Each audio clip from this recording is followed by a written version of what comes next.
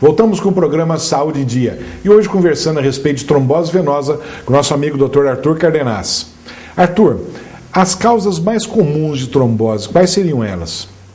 Bom, Luciana, quando a gente cita a causa, né?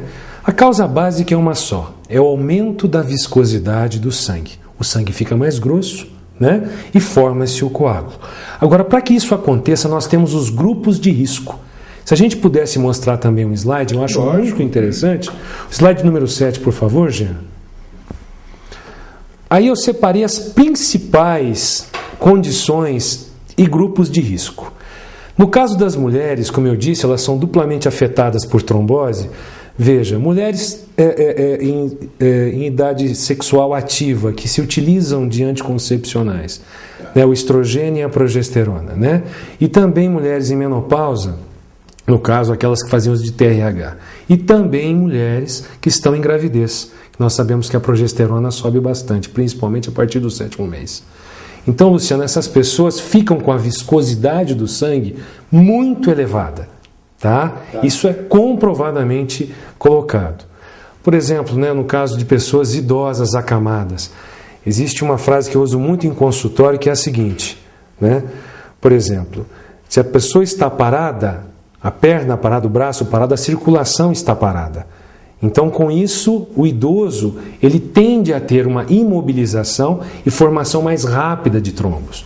Ou seja, o ideal realmente é estar sempre movimentando. Inclusive, a gente sempre comenta, né? Em viagens longas, por exemplo, de avião, né? Que a pessoa fica muito tempo parada. Então é bom sempre levantar, movimentar um pouco as pernas. Com certeza. Não, de maneira alguma. Inclusive, nós vamos falar sobre profilaxia e uma das medidas de apoio é justamente essa, é o exercício. E como eu coloquei no resto, né, Luciano? Não só essas causas. Cirurgias ortopédicas, né? Uso de gesso também prejudica demais, apesar de todo o cuidado que o ortopedista tem, mas isso infelizmente produz imobilização. E por aí vai, trombofilias, né, doenças que a pessoa adquire ou tem de forma genética, que também já nasce predisposta ao aparecimento de trombose. Quer dizer, a pessoa importante é aparecer o sinal, o sintoma, procurar rapidinho o médico, né, Arthur? E falar em procurar o médico, como que é feito esse diagnóstico, Arthur? Obedece uma tríade clássica, Luciano. Qual seria essa tríade? O exame físico, né, que qualquer clínico geral pode fazer, observando o empastamento e o inchaço. Exames de laboratório são interessantíssimos. Hoje a gente tem, por exemplo, a mensuração do dímero D, né, o D-dimer, que mostra para a gente a degradação desse trombo, se a presença está aumentando, se ele está diminuindo, se ele realmente existe ou não. E o exame de imagem, né, Luciano, que na nossa época, lá 20 e poucos anos atrás, quase não se tinha. Já ficava muito difícil, né? Muito, muito. E hoje você tem aí a angiotomografia, o ultrassom de última geração, que ajudam muito a gente, né, Luciano? Então, o diagnóstico basicamente é feito, então, primeira coisa, o exame clínico, né? Quer dizer, importantíssimo é a presença, né? Procurar sempre o médico, fazer o diagnóstico, o exame de laboratório e o exame de imagem, né? Ou seja, a tomografia ou o ultrassom. E hoje, com a difusão do ultrassom, a coisa está muito mais tranquila e muito mais rápida, né? Arthur, quais as consequências que uma trombose pode causar para o organismo? Aí é que está o grande mal, né? Aí é que está o problema. O trombo em si, né? O trombo localizado na veia, ele não mata ninguém, né, Luciano?